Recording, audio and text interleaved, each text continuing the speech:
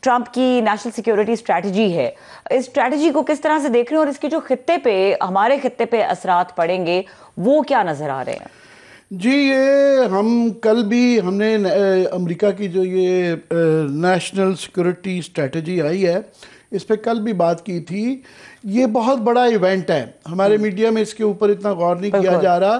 یہ صدی میں ایک دفعہ اتنی بڑی تبدیلی آتی ہے کہ یہ جو اسٹریٹجی آئی ہے، یہ کافی عرصے سے یہ بحث چل رہی تھی کہ جو ہے نیو ورلڈ آرڈر جو ہے نا شیپ اپ پرانا جا رہا ہے، ابھی نیا شیپ اپ نہیں کر رہا، اس کی کیا حیت ہوگی. چائنا کی جو ہے وہ چائنا گرو کر رہا ہے، امرج کر رہا ہے، اور جو ویسٹرن ورلڈ ہے لیڈ بائی یونائٹڈ اسٹیٹس وہ تھوڑی سی زوال پذیر ہے.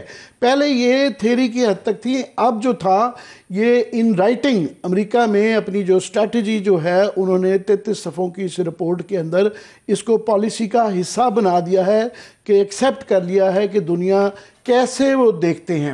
اس کے اندر بنیادی طور پہ جو امریکہ پوری ان کی جو 80 ممالک کے اندر ان کی 800 سے زیادہ بیسز ہیں، اور پچھلے سیکنڈ ورلڈ وار سے آپ دیکھ لیں یہ ایک ورلڈ آرڈر یا فرسٹ ورلڈ وار سے کر لیں 125 سال سے ایک ورلڈ آرڈر تھا جس کے اندر امریکہ دنیا کے ہر کونے میں ہر ملک کے اندر انٹرونشنسٹ ایک پالیسی چل رہی تھی، گلوبل ریچ تھی. اب وہ اپنے آپ کو محدود کر رہے ہیں اور اس کی تشریح کی جا رہی ہے کہ جی یہ منرو ڈاکٹرین جو ہے نا دوبارہ ری انٹروڈیوس کروا رہے ہیں. یہ 200 سال پرانی 1823 کے اندر پریزیڈنٹ منرو نے یہ اس وقت جو کالونیز بن رہی تھی کہ یورپین ممالک جو ہے وہ افریقہ میں، لیٹن امریکہ میں، خاص طور پہ لیٹن امریکہ میں وہ کالونیز تھیں، اسپینش، پورچوگیز، تمام یہ کالونیز تھیں. تو پریزیڈنٹ منرو نے یہ کہا تھا کہ ویسٹرن ہیمسفیئر جو ہے یہ ہمارا سفیر آف انفلوئنس ہے، ہم آپ کے ہاں جو ہے یورپ میں انٹرفیرنس نہیں کرتے، آپ ہمارے ہاں نہ کریں. اور امریکہ اب جو ہے وہ یورپ سے اور ایشیا سے تھوڑا سی پیوٹ اپنے آپ کو محدود کر رہا ہے اپنی ہیمسفیئر میں. اور حال ہی میں آپ نے دیکھا ہوگا وینیزویلا کے ساتھ بھی ٹینشن چل رہی ہے، وہ کیریبین کے اوپر جو ہے وہ بھی ایشو چل رہا ہے کہ امریکہ نے ڈرگ بوٹس کے اوپر وہ جو حملہ کیا ہے. تو یہ وہ اس کی طرف لگتا ہے دوبارہ گامزن. اس کے ریپرکشنز ہیں یہ کہ 100 سال پرانا جو ایک نظام ورلڈ آرڈر تھا اس میں ایک تو نیٹو کی بہت زیادہ اہمیت، تقریباً آپ سمجھیں کہ انہوں نے امریکہ نے اناؤنسمنٹ ہی کر دی اپنے آپ کو وڈرا ہی انآفیشلی جو ہے وہ نیٹو سے کر لیا گیا ہے. اور اس کے اندر انہوں نے ریکگنائز کیا ہے کہ روس کو اس کی جو ہے حیثیت کو تسلیم کیا گیا ہے، اور یورپ کی جو ان کے ایلائز ہیں نیٹو کے ان کی ایک سرزنش کی بھی سخت الفاظ کے اندر استعمال کیے گئے ان کے لیے کہ سویلائزیشن اریجر ہو رہا ہے ان کا، کہ ان کے جو امیگریشن کے مسائل اور باقی مسائل اس کی وجہ سے 20 سال بعد یہ اور یورپ پیچھے چلے جائے گا. اور ان کے لیے اور اپنے G8 کے پرانے جو باقی ایلائز ہیں ان کے لیے میسج یہ ہے کہ سارے اپنا خرچہ اٹھائیں. اور روس کی حیثیت کو تسلیم کیا گیا ہے اور سب سے زیادہ چین کی حیثیت کو تسلیم کیا گیا ہے کہ چین ہمارا پیئر ہے اور ہم اس کے ساتھ کمپیٹ کریں گے.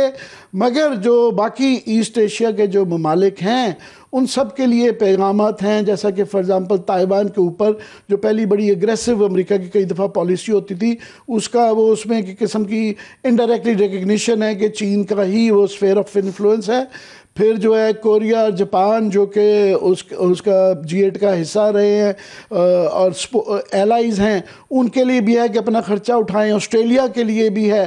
سو ایشیا میں جو ہے اپنے آپ کو امریکہ جو ہے نا محدود کر رہا ہے. اس کے اندر اس نئی رپورٹ کے اندر فار ایگزامپل پہلے جو بہت زیادہ centre of gravity Middle East تھا اور غازہ ہمارے لیے بھی، مسلم ممالک کے لیے بھی، دنیا بھر کے لیے اس سے فوکس اتنا زیادہ اس پہ نہیں کیا گیا. اب یہ اچھا ہے یا برا ہے اس کے اوپر ہم پروگرام میں بات کریں گے. افریقہ کا بالکل ذکر ہی نہیں ہے پورے کانٹیننٹ کا. انڈیا اور پاکستان کا ذکر جو ہے وہ جنگ کے حوالے سے دوبارہ کیا کہ میں نے وہ صلح کروائی، جنگ رکوائی. اور انڈیا کا کوئی اسٹریٹجک الائنس کی کوئی ویسی بات نہیں کی گئی. یہ ہے کہ تھوڑا سا ان سے رابطہ رکھنا چاہیے. تو انہوں نے بیسیکلی یورپ کو فارغ کر دیا ہے, ایشیا میں اپنے ایلائز کو فارغ کیا ہے, اور جو ہے روس اور چین کی حیثیت کو جو ہے تسلیم کیا گیا ہے کہ ایمرجنگ ورلڈ کے اندر ان کا ایک رول ہے. اس کے ساتھ ظاہر ہے یوکرین کے ساتھ روس کی جو جنگ چل رہی ہے وہ بھی اپنے قریب آ رہی ہے. اس بات کا امکان ہو سکتا ہے وہ صلح ہو روس کی ٹرمز کے اوپر, اس بات کی اکنالجمنٹ کی گئی ہے. مگر ظاہر ہے اس کے ٹریمرز جو ہیں, اس کے اثرات جو ہیں وہ پوری دنیا میں محسوس کیے جا رہے ہیں, کہ دنیا کو بتایا جا رہا ہے کہ اس اسٹریٹجی کے مطابق, کیونکہ اب یہ بلیک اینڈ وائٹ میں آ گئی ہے, تو یہ ایک بہت بڑی ایک صدی کے اندر, بلکہ 200 صدی, میں نے کہا نا منرو ڈاکٹرین جو ہے 200 سال پرانی ہے, 1823 کی ہے. تو یہ ایک بہت بڑی ایک تبدیلی آئی ہے. امریکہ اپنا جو پہلے جس طرح ایک آئسولیشنسٹ رول تھا فرسٹ ورلڈ وار سے پہلے, تو اس کے بعد سے ایک انٹرونشنسٹ پالیسی جو رہی ایک صدی سے, فرسٹ ورلڈ وار کے بعد سے, اور سیکنڈ ورلڈ وار کے بعد بہت زیادہ رائز آف امریکہ جو ہے, انہوں نے اپنی لمیٹیشنز ایک قسم کی تسلیم کی ہیں کہ وہ دنیا رن نہیں کر سکتے, اور یہ ملٹی لیٹرل ایک ورلڈ کی اکنالجمنٹ ہے. آپ اپنے گیسٹ کا تعارف جی عامر صاحب, ہمارے ساتھ گیسٹ بھی موجود ہیں اور ان کے ساتھ ڈسکشن کو آگے بڑھائیں گے. یہ بات کریں گے کہ جو نیو ورلڈ آرڈر کا خاکہ تصور کیا جاتا تھا وہ اس خاکے سے کتنا مختلف ہے اور کتنا بڑا ایونٹ ہے روس اور چائنا کی حیثیت کو تسلیم کرنا. ہمارے ساتھ دونوں گیسٹ موجود ہیں, سابق وفاقی وزیر محمد علی درانی صاحب اور ڈاکٹر اویس سلیم سینئر تجزیہ کار ہیں. ان دونوں کو ویلکم کریں گے. السلام علیکم. جی بہت بہت شکریہ درانی صاحب. آپ کی اجازت سے میں ڈاکٹر اویس سلیم صاحب کیونکہ امریکہ میں بیٹھے ہوئے ہیں اور بڑی گہری نظر رکھتے ہیں, تو میں چاہوں گا کہ ان سے ذرا پرسپیکٹیو امریکہ کا ایک پرسپیکٹیو لے لیا جائے کہ یہ جو اسٹریٹجی آئی ہے اب, یہ کیونکہ ان رائٹنگ آ گئی ہے, پہلے اس کے اوپر ایک بحثیں چلتی رہتی تھی کہ یہ شفٹ دنیا کی جو ہے جیو پالیٹکس کے اندر چل رہا ہے. اب کیونکہ یہ ان رائٹنگ آ گیا ہے تو اس کی کیا امپیکٹ ہے اور امریکہ میں اس کو کیسے دیکھا جا رہا ہے؟ بہت شکریہ عامر صاحب. دیکھیے, جب بھی امریکہ کی طرف سے کوئی اس طرح کی پالیسی اناؤنس ہوتی ہے یا کسی بھی ملک پہ اناؤنس ہوتی ہے, تو عام طور پر جو تجزیہ کار ہیں وہ اگر تھوڑے محتاط بھی ہوں تو وہ ایک کوشس آپٹیمزم کا مظاہرہ کرتے ہیں. ابھی تک 4 دسمبر کو جب یہ پالیسی اناؤنس ہوئی اور آج تقریباً 4-5 دن ہو گئے ہیں, تو جتنی کامنٹری میں نے دیکھی ہے وہ ایک کوشس سکیپٹسزم ہے اس پالیسی پر, اس کے فریم ورک پر, اور اس کے جو لانگ ٹرم امپلیکیشنز ہیں ان پر. بظاہر یہ لگتا ہے, اور آپ نے بڑا درست نشاندہی کی, کہ ورلڈ وار 2 کے بعد جو منظرنامہ دنیا کا بنا تھا جس میں امریکہ جو ہے وہ اس کی ایک سپر پاور کی حیثیت تھی, اور اس کو ورلڈ وار 2 کے بعد سے اب تک انہوں نے اپنی ڈومیننس کو برقرار رکھنے کے لیے وہ ہر حد تک گئے ہیں, چاہے وہ دفاعی طور پر ہو یا معاشی طور پر ہو. اور پھر ہم نے کولڈ وار کا بھی پیریڈ دیکھا. اب بڑا جو ہے وہ ایک طرح سے ٹوسٹ آیا ہے اس پالیسی میں کہ جو ٹریڈیشنل ایلائز ہیں امریکہ کے, مثلاً یورپین یونین جو ان کے اتحادی ہیں تجارت میں بھی, نیٹو میں بھی ان کے ایلائز ہیں, دفاعی معاہدوں میں بھی ان کے ساتھ شامل ہیں, ان کے لیے بڑی سخت ٹون استعمال کی گئی ہے. لیکن دوسری طرف 2017 میں ہی جب پہلی ٹرم تھی صدر ٹرمپ کی, اس وقت جو پالیسی اناؤنس کی تھی سیکورٹی پالیسی صدر ٹرمپ نے, اس میں خطرہ قرار دیا گیا تھا چین کو اور روس کو امریکہ کے لیے ایگزسٹینشل تھریٹ کہا گیا تھا. ریویژنسٹ پاورز کا لفظ ان کے لیے استعمال کیا گیا تھا. لیکن اس دفعہ بڑی کنسیلیٹری ٹون ہے ان دونوں کی طرف. بظاہر اس کی وجہ یہ لگتی ہے کہ امریکہ اس وقت اب مزید اتحادی ڈھونڈنا چاہتا ہے اس خطے میں.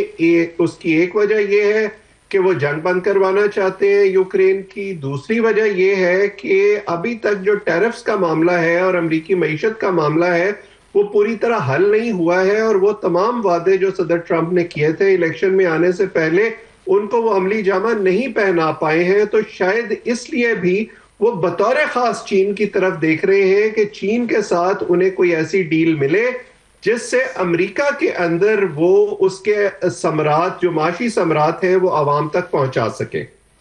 جی درانی صاحب، آپ کا اور ہمارا بچپن جو ہے نا وہ نظریاتی سیاست کے اندر گزرا کہ ایشیا سبز ہے، سرخ ہے، یہ سارا ہم کھیلتے رہے. پھر برلن وال کے بعد جو ہے یہ تصور کیا گیا کہ جناب کیپٹلزم کی فتح ہوگی، اور کچھ فکویاما جیسے مبصروں نے یہاں تک کہ اینڈ آف ہسٹری ٹائپ بھی باتیں کرنی شروع کر دی کہ بس یہ اب دنیا کا نظام ہے. ابھی ایک جنریشن کے اندر ہی 25 سال بعد جو ہے یا 35 سال بعد یہ بالکل ایک یو ٹرن ہو گیا ہے، اور ایمرجنس آف جو ہے رشیا اور چین دونوں کمیونسٹ ملک ہیں، ڈیفرنٹ گو کہ ان کے بھی کمیونسٹ کے نظام ہیں ان کے، مگر ان کی ایمرجنس کو تسلیم کر لیا گیا ہے. اور west led by United States جو ہے، امریکہ نے اپنے جو اتحادی تھے لبرل ڈیموکریسیز جو زیادہ تر ان میں سے ہیں یورپ کے اندر اور ایشیا کے اندر، ان کو ایک قسم کا چھوڑ دیا ہے، ابینڈن کر دیا ہے کہ جناب اپنا خرچہ خود اٹھائیں. کیسے دیکھتے ہیں اس تبدیلی کو؟ بسم اللہ الرحمن الرحیم. عامر صاحب، بہت ہی اچھی ڈسکشن ہو رہی تھی جو آپ کی بھی ہوئی اور ڈاکٹر صاحب کی بھی میں نے سنی. میں تو جناب اس کے بارے میں بہت ایک کلیئر سا ویو رکھتا ہوں. میرا یہ خیال ہے کہ اس وقت جو امریکہ کی لیڈرشپ ہے وہ بزنس اور ڈپلومیسی میں فرق نہیں کر پا رہی. اس وقت جو امریکن وزڈم ہے وہ امریکن لیڈرشپ کی پالیسیز میں ریفلیکٹ نہیں کر رہا. ان کی جو ایک انکلوسیو اپروچ تھی یہ بالکل ویسے ہی ہو رہا ہے امریکہ کے اندر بھی جیسا انڈیا میں ہو رہا ہے کہ ایک سیکولرزم پہ کھڑا ہوا ملک جو ہے وہ ہندوتوا پہ آ کے ایک ایک کر کے اپنی تمام سٹرینتھس جو ہے لوز کرتا جا رہا ہے.